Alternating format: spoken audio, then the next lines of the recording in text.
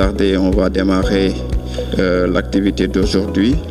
Pour la première séance, c'est la cérémonie d'ouverture qui est modérée par Madame Kodeloum, à qui je vais passer la parole. C'est un honneur pour moi d'assurer la modération de cette rencontre intitulée Au centre des récits, voix et regards du Sahel, placée sous le signe de la coopération, de l'innovation et de la solidarité. Je vais pour commencer donner la parole à Madame Harmonie Koutsivitis, qui est la chargée d'affaires de l'Union européenne, à qui je souhaite la bienvenue. C'est un grand plaisir pour moi d'être avec vous ce matin à l'occasion de ce forum qui vise à renforcer le dialogue entre les organisations de la société civile, les médias, les autorités publiques et la diaspora, basé sur une information fiable, précise et complète sur les migrations.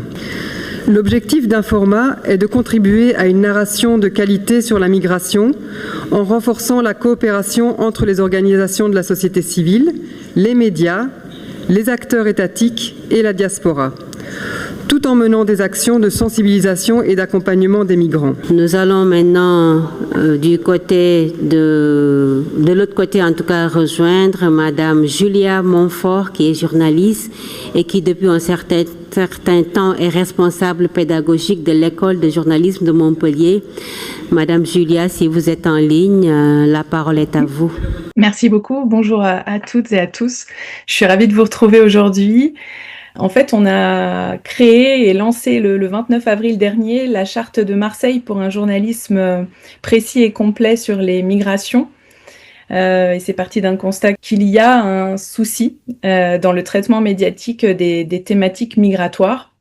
Et on a souhaité appeler à un retour de la déontologie déjà pour traiter, et comme tu le disais Paola, cette thématique de manière transversale. Nisrine Sorna, si vous êtes en ligne, la parole est à vous, la Fédération internationale des journalistes.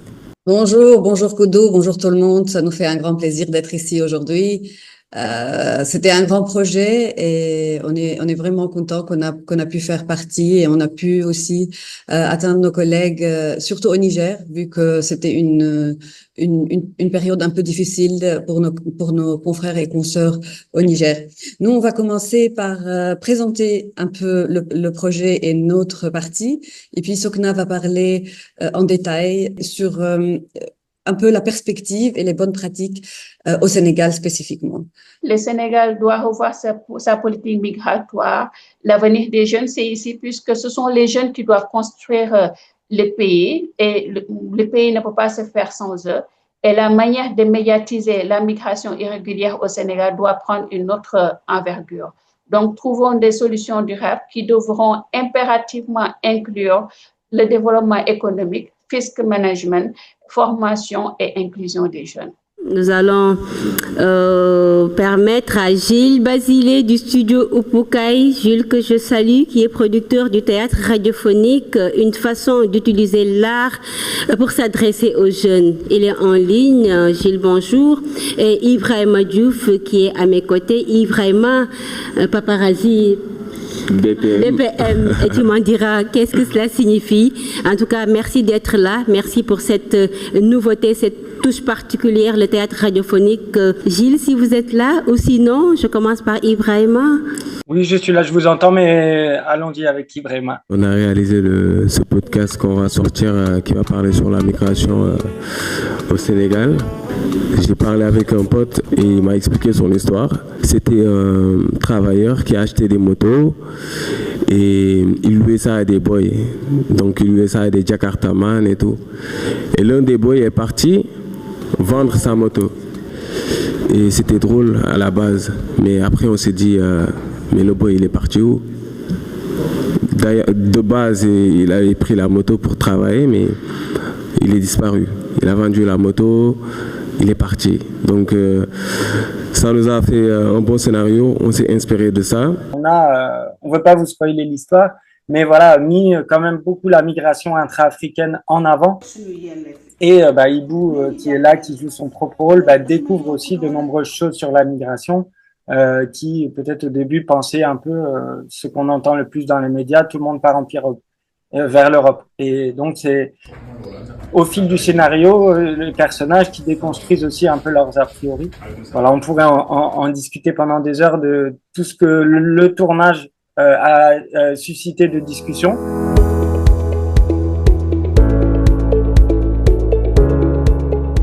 Bonjour à toutes et à tous. Merci d'être présents encore une fois pour ce panel. Cette deuxième session, vous voyez Regard du Sahel, les protagonistes du récit.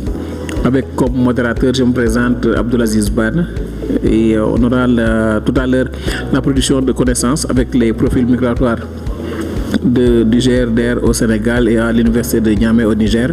Et j'ai le plaisir de recevoir ici le professeur Albert Senghor de CIFAR. C'est une entreprise sociale avec un objectif clair qui est de changer la vie des personnes vulnérables en utilisant la technologie, la psychologie et le changement de comportement.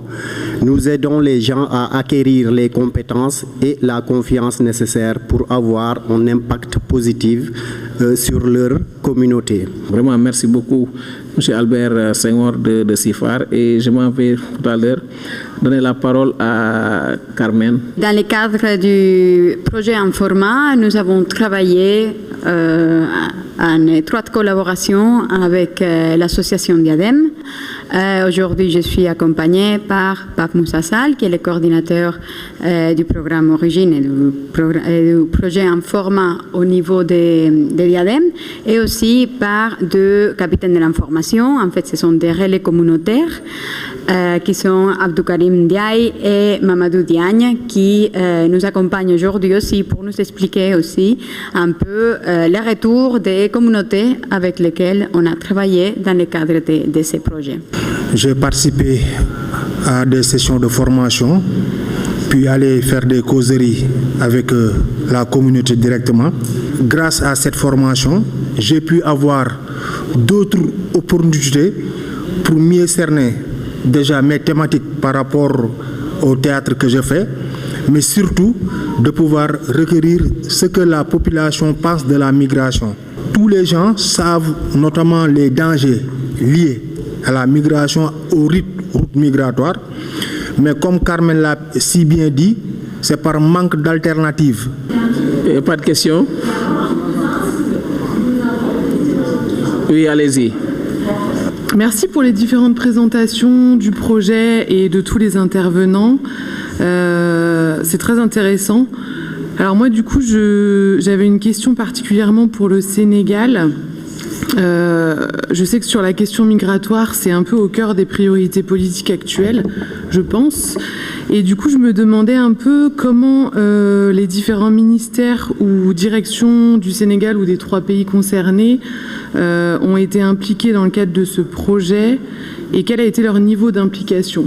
En effet, on a bien associé le ministère en centrale, mais comme vous l'avez entendu dans notre intervention, nous on a vraiment eu une approche territoriale. On a beaucoup travaillé notamment avec les BAOS, qui sont souvent nos premiers interlocuteurs, mais aussi avec les ARD, avec les associations aussi en lien avec les associations de migrants, notamment migrants de retour.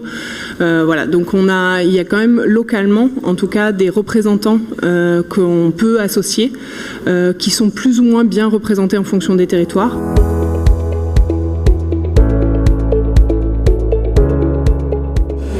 Voilà, bonjour encore une fois et bienvenue à vous tous. Donc sans plus tarder, on va passer à la première partie de cette session qui est le partage d'expériences, la présentation des bonnes pratiques et de collaboration, la recherche sur le terrain, les échanges entre les citoyens et les habitants des villages et des jeunes et le journalisme de proximité. Donc je sais qu'en tant qu'acteur civil, en tant que journaliste, on a donc beaucoup d'expérience sur cette question. Donc s'il y a des gens qui veulent partager un peu leurs expériences, ce qu'ils ont vécu sur le terrain, quelle a été leur contrainte, leurs difficultés, ils peuvent se signaler et prendre la parole. Malheureusement, les programmes et les projets sur la migration ne sont pas beaucoup et sont toujours les mêmes bailleurs. Donc on essaie d'amener nos approches dans tout cela, en essayant de faire avec la compétence qu'on a sur le terrain. Nous, notamment en Casamance, c'est ce qu'on a essayé de faire.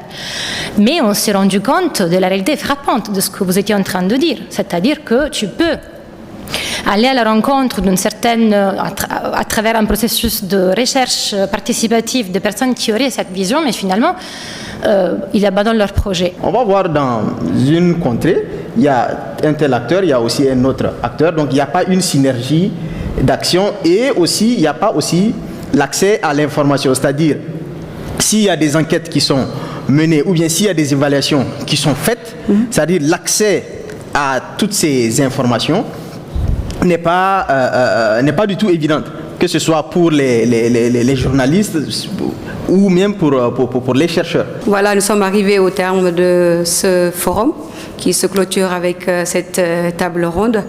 Je tiens à vous remercier vous tous pour votre participation active au débat et j'espère tout simplement que toutes les connaissances acquises au cours de ces échanges vous serviront dans vos expériences respectives. Je cède la parole à Khadim pour le mot de la fin. Encore une fois, nous vous remercions vivement et merci pour votre disponibilité et à la prochaine.